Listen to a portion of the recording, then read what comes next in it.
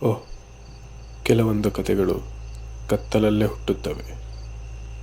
ಇದು ಭೂತ ಕನ್ನಡಿ, ನಿಮ್ಮ ಭಯವನ್ನು ಪ್ರತಿಬಿಂಬಿಸುವ ಕನ್ನಡಿ. ನಮಸ್ಕಾರ ಭೀತಿ ಪ್ರಿಯರೇ. ಇವತ್ತು ನಾನು ನಿಮಗೆ ಒಂದು ಸ್ಪೈನ್ ಚಿಲ್ಲಿಂಗ್ ಕತೆ ಹೇಳ್ತೀನಿ. ಇದು ಒಬ್ಬ ರಾಜ, ಒಬ್ಬ ನೃತ್ಯಾಂಗಿ ಮತ್ತು ಒಂದು ಶಾಪದ ಕತೆ. ಹೆಸರು ಮಯೂರ ಮಹಲಿನ ಶಾಪಿತ ರಾತ್ರಿ. ಇದು ಸುಮಾರು 1700ರ ದಶಕದ ಸಮಯ. ಮೈಸೂರಿನ ಮಡಿವಾಳೆ ಕಡೆ ಒಂದು ಶಕ್ತಿಶಾಲಿ ರಾಜನಿರ್ತಾನೆ. ಅವನಿಗೆ ಕಲೆಯ ಮೇಲೆ ತುಂಬ ಆಸಕ್ತಿ. ಹಾಡು, ನೃತ್ಯ, ಚಿತ್ರಕಲೆ ಎಲ್ಲವನ್ನೂ ಪ್ರೀತಿಸ್ತಿರ್ತಾನೆ. ಒಂದಿನ ರಾಜ ಒಂದು ಅದ್ಭುತವಾದ ಮಹಲ್ ಕಟ್ಟಬೇಕು ಅಂತ ಪ್ಲ್ಯಾನ್ ಮಾಡ್ತಾನೆ. ಅದರೊಳಗೆ 100 ಕೋಣೆಗಳು, ಚಿನ್ನದ ಕಂಬಗಳು ಮತ್ತು ನಕ್ಷತ್ರದ ಆಕಾರದ ಚಿತ್ರಗಳಿರಬೇಕು ಅಂತ ಪ್ಲ್ಯಾನ್ ಮಾಡ್ತಾನೆ. ಮಹಲನ್ನು ಹೆಸರಿಡ್ತಾರೆ ಮಯೂರ ಮಹಲ್ ಅಂತ. ಯಾಕಂದರೆ ಅದು ಮೇಲ್ನೋಟದಿಂದ ನೋಡಿದ್ರೆ ಒಂದು ಮಯೂರದ ಆಕಾರದ ಹೋಲಿಕೆ ಆಗಿರುತ್ತದೆ. ಈ ಮಹಲು ರಾಜನಿಗೆ ಹೇಗೆ ಬೇಕೋ ಹಾಗೆ ಕಟ್ಟಿಸಿರ್ತಾನೆ. ದೊಡ್ಡ ಕೋಣೆಗಳು, ಎಲ್ಲರೂ ಉಳ್ಕೊಳ್ಳೋ ಥರ ಜಾಗ ಮಾಡಿರ್ತಾನೆ. ಎಲ್ಲ ಚಿನ್ನದಿಂದ ಕಂಬಗಳನ್ನ ಇಡಿಸಿರ್ತಾನೆ. ಅವನಿಗೆ ಯಾವ ಥರ ಬೇಕೋ ಎಲ್ಲ ದೊಡ್ಡದಾಗಿ ಕಟ್ಸ್ಕೊಂಡಿರ್ತಾನೆ. ಆದರೆ ಒಂದೇ ಒಂದು ರೂಮ್ನ ಮಾತ್ರ ಲಾಕ್ ಮಾಡಿರ್ತಾನೆ. ಅಲ್ಲಿ ಯಾರಿಗೂ ಪ್ರವೇಶ ಇಲ್ಲ. ಅಲ್ಲಿ ಯಾರಿರ್ತಾರೆ ಅಂದರೆ ರಾಜನ ಪ್ರಿಯ ನೃತ್ಯಾಂಗಿ ಅಂಬಿಕಾ. ಅಂಬಿಕಾ ಅಂದರೆ ನಿಜವಾಗ್ಲೂ ಅದ್ಭುತ ನೃತ್ಯಾಂಗಿ. ಅವಳ ಡ್ಯಾನ್ಸ್ ನೋಡಿದ್ರೆ ಪ್ರಪಂಚನೇ ಮರೆತು ಹೋದಂತಾಗ್ತದೆ. ರಾಜನು ಅವಳ ಮೇಲೆ ಜೀವನೇ ಇಟ್ಕೊಂಡಿರ್ತಾನೆ. ಪ್ರತಿದಿನ ಅವಳು ರಾಜನ ಮುಂದೆ ಬಂದು ನೃತ್ಯ ಮಾಡ್ತಾ ಇರ್ತಾಳೆ. ಅದರ ದಿನ ಕಳೀತಾ ಹೋಗ್ತಿರುತ್ತೆ. ರಾಜನ ಮನಸ್ಸು ಬದಲಾಗುತ್ತೆ. ಅವನಿಗೊಂದು ಹೊಸ ನೃತ್ಯಾಂಗಿಯ ಮೇಲೆ ಆಸಕ್ತಿ ಹುಟ್ಟುತ್ತೆ. ಅಂಬಿಕಾವನ್ನು ಮರ್ತೇ ಬಿಡ್ತಾನೆ. ತಿಂಗಳು ಕಳೆದರೂ ಒಂದು ಸರಿನೂ ಅವಳ ಮುಖ ತೋರಿಸಲ್ಲ. ಒಂದು ಸರಿನೂ ಅವಳ ಮುಖನ ಇವನು ನೋಡೋಕ್ಕಂತ ಅವಳ ಕೋಣೆಗೆ ಹೋಗಲ್ಲ. ಅಂಬಿಕಾನು ಸುಮಾರು ದಿನ ಕಾಯ್ತಾಳೆ. ರಾಜ ಬರ್ತಾನೆ ಅಂತ ಕಾಯ್ತಾನೆ. ಆದರೆ ರಾಜ ಯಾವಾಗೋ ಒಂದೊಂದು ಸರಿ ಬಂದು ಹೋಗ್ತಾನೆ. ಈ ನೋವನ್ನ ಅಂಬಿಕಾ ತಾಳೋಕ್ಕಾಗಲ್ಲ. ಒಂದಿನ ಅವಳೇ ತೀರ್ಮಾನ ಮಾಡ್ತಾಳೆ, ರಾಜನಿಗೆ ಕೊನೆಯ ಉಡುಗೊರೆ ಕೊಡಬೇಕು ಅಂತ. ಆ ಉಡುಗೊರೆ ಏನಂದರೆ ಅವಳ ಅಂತಿಮ ನೃತ್ಯ. ಆ ರಾತ್ರಿ ಅವಳು ತನ್ನ ನೃತ್ಯಕ್ಕೆ ಪ್ರಾರಂಭ ಕೊಡ್ತಾಳೆ. ರಾಜನ ಮುಂದೆ ನೃತ್ಯ ಮಾಡ್ತಾಳೆ. ನೃತ್ಯ ಮುಗಿಯೋ ಹೊತ್ತಿಗೆ ಅವಳು ತನ್ನ ಜೀವನವನ್ನೇ ಬಲಿಯಾಗಿ ಕೊಡ್ತಾಳೆ. ಆದರೆ ಅವಳು ಅಲ್ಲಿ ಕೊನೆಯ ಸಾಲು ಏನು ಹೇಳ್ತಾಳೆ ಅಂದರೆ, ನನ್ನನ್ನು ಮರೆಯುವವನು ಶಾಪಭಾಗಿಯಾಗುತ್ತಾನೆ. ಈ ಕೋಣೆ ಶಾಪಿತ, ಇದು ನನ್ನದೇ ಅಂತ ಹೇಳಿಬಿಟ್ಟು ಅವಳ ಜೀವನ್ನೇ ಬಲಿಯಾಗಿ ಕೊಟ್ಬಿಡ್ತಾಳೆ. ಅಂಬಿಕಾನ ಆತ್ಮ ಅಲ್ಲಿಂದ ಹೋಗ್ತಾನೆ ಇರೋದಿಲ್ಲ. ಪ್ರತಿ ಅಮಾವಾಸ್ಯೆ ರಾತ್ರಿ ಆ ಮಹಲಲ್ಲಿ ಯಾರೋ ನಗುವ ಶಬ್ದ, ನೃತ್ಯ ಮಾಡಿದಾಗೆ ಅಥವಾ ಯಾರೋ ಓಡಾಡ್ದಾಗೆ ಆ ಥರ ಶಬ್ದಗಳು ಕೇಳಿಸ್ತಾನೆ ಇರುತ್ತೆ. ಈ ಅಂಬಿಕಾನ ಶಾಪ ನಂತರ ಮಯೂರ ಮಹಲ್ ಅದೇ ಥರ ಒಂದು ಮರಣ ಮಂದಿರವಾಗಿಬಿಡುತ್ತೆ. ಅಲ್ಲಿ ಮತ್ತೆ ಯಾವ ದೇವದಾಸಿಯೂ ಕಾಲಿಟ್ಟು ನೃತ್ಯ ಮಾಡಿಲ್ಲ.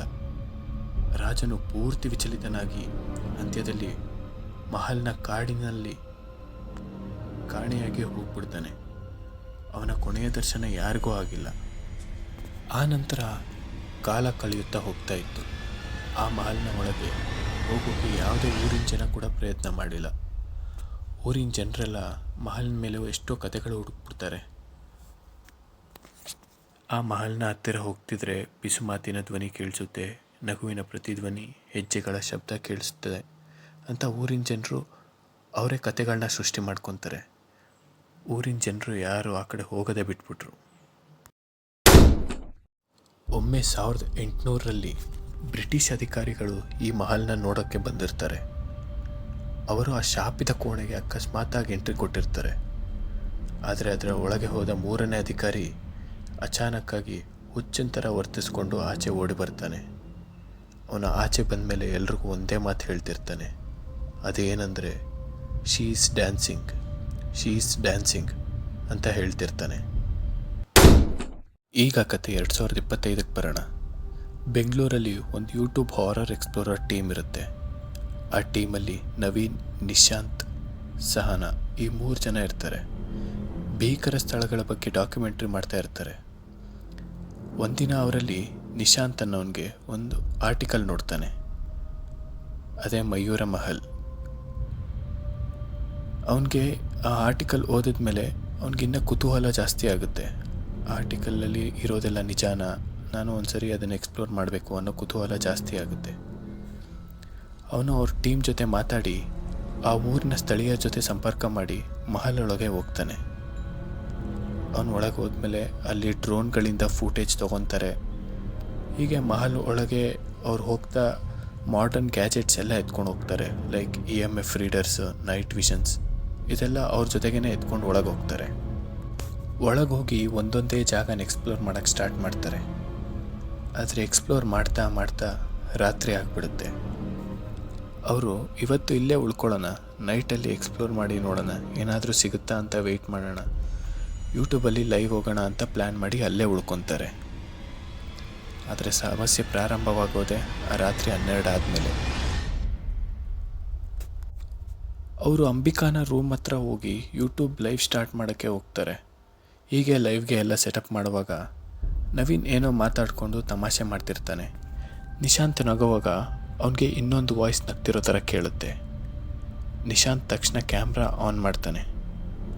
ಅವನ ಸಬ್ಸ್ಕ್ರೈಬರ್ಸ್ಗೆಲ್ಲ ಹೇಳ್ತಾನೆ, ನಾನು ಒಳಗೆ ಹೋಗ್ತೀನಿ, ಇನ್ನು ಕೆಲವೇ ನಿಮಿಷಗಳಲ್ಲಿ ಲೈವ್ ಮಾಡ್ತೀನಿ ಅಂತ ಒಳಗೆ ಹೋಗ್ತಾನೆ. ಆದರೆ ಲೈವ್ ಸ್ಟ್ರೀಮ್ ಸ್ಟಾರ್ಟ್ ಆಗಿ 2 ನಿಮಿಷಗಳಲ್ಲೇ ವಿಡಿಯೋ ಡಿಸ್ಟಾರ್ಟ್ ಆಗುತ್ತೆ. ಅವ್ರಿಗಲ್ಲಿ ಒಂದು ಶಬ್ದ ಕೇಳ್ತಾ ಇರುತ್ತೆ. ಯಾರೋ ಪಿಸು ಧ್ವನಿಯಲ್ಲಿ ಅಂಬಿಕಾ ಅಂಬಿಕಾ ಅನ್ನೋ ವಾಯ್ಸ್ ಕೇಳ್ತಾ ಇರುತ್ತೆ. ಈಗ ಸಹನಗೆ ಒಂದು ಸ್ಟ್ರೇಂಜ್ ಆದಂಥ ಹ್ಯಾಲ್ಯುಸಿನೇಷನ್ ಸ್ಟಾರ್ಟ್ ಆಗುತ್ತೆ. ಅವಳ ಪಾಡಿಗೆ ಅವಳೇ ಹೇಳ್ಕೊತಾ ಇರ್ತಾಳೆ. ಅವಳು ನನಗೆ ಕಾಣ್ತಾ ಇದ್ದಾಳೆ, ನನ್ನ ಹತ್ರನೇ ಬರ್ತಿದ್ದಾಳೆ, ನನ್ನ ಕೈ ಹಿಡ್ಕೊತಿದ್ದಾಳೆ ಅಂತ ಕಿರ್ಚೋಕೆ ಸ್ಟಾರ್ಟ್ ಮಾಡ್ತಾಳೆ. ಇದನ್ನು ಕೇಳಿಸ್ಕೊಂಡ ನವೀನು ಮತ್ತು ನಿಶಾಂತು ಅವಳನ್ನ ಕರ್ಕೊಂಡು ಅಲ್ಲಿಂದ ಓಡೋಕೆ ಸ್ಟಾರ್ಟ್ ಮಾಡ್ತಾರೆ. ಅವ್ರು ತಂದಿದ್ದ ಎಲ್ಲ ಮಾಡರ್ನ್ ಗ್ಯಾಜೆಟ್ಗಳು ತಕ್ಷಣ ಎಲ್ಲ ಹಾಳಾಗೋಕ್ಕೆ ಸ್ಟಾರ್ಟ್ ಆಗುತ್ತೆ, ಎಲ್ಲ ಕೆಳಗೆ ಬಿದ್ದೋಗೋಕ್ಕೆ ಸ್ಟಾರ್ಟ್ ಆಗುತ್ತೆ. ಆದರೆ ನಿಶಾಂತ್ ಅವನು ಇಟ್ಕೊಂಡಿದ್ದ ಕ್ಯಾಮ್ರಾ ಮಾತ್ರ ಅಲ್ಲಿಂದ ಎತ್ಕೊಂಡು ಹೊರಗೆ ಹೊರಡು ಬರ್ತಾನೆ. ಬಟ್ ಆ ಕ್ಯಾಮ್ರಾದಲ್ಲಿ ಅವರು ಹೊರಗೆ ಬಂದು ನೋಡಿದಾಗ ಆ ಕ್ಯಾಮ್ರಾದಲ್ಲಿ ಅವ್ರಿಗೊಂದು ಫೋಟೋ ಕಾಣುತ್ತೆ. ಆ ಫೋಟೋದಲ್ಲಿ ಏನಿರುತ್ತೆ ಅಂತಂದರೆ ಅಲ್ಲಿ ಅಂಬಿಕಾ ಡ್ಯಾನ್ಸ್ ಮಾಡ್ತಾ ಇರ್ತಾಳೆ. ಅವಳ ಮುಂದೆ ನವೀನ್ ಅವಳಿಗೆ ತಲೆಬಾಗಿ ನಿಂತಿರ್ತಾನೆ. ಹೀಗೆ ಅವರು ಅಲ್ಲಿಂದ ಎಲ್ಲರೂ ತಪ್ಪಿಸ್ಕೊಂಡು ಹೊರಡು ಬರ್ತಾರೆ. ಹಾಗೆ ಊರಿನವರ ಸಹಾಯದಿಂದ ಆ ರಾತ್ರಿ ಅಲ್ಲೇ ಉಳ್ಕೊಂಡು ಬೆಳಿಗ್ಗೆ ಎದ್ದು ಅವ್ರ ಊರಿಗೆ ಹೋಗ್ತಾರೆ. ಇದಾದಮೇಲೆ ಇನ್ನು ಮುಂದೆ ಏನಾಗುತ್ತೆ? ಈ ಶಾಪ ನಿಜವಾಗ್ಲೂ ಮುಗಿಯುತ್ತಾ? ಅಂಬಿಕಾ ಆತ್ಮವನ್ನು ಮುಕ್ತಗೊಳಿಸೋ ದಾರಿ ಇದೆಯಾ? ಇದರ ಕಂಟಿನ್ಯೂಷನ್ ಪಾರ್ಟ್ ಬೇಕು ಅಂದರೆ ಕಮೆಂಟ್ ಬಾಕ್ಸಲ್ಲಿ ಹೋಗಿ ಕಮೆಂಟ್ ಮಾಡಿ.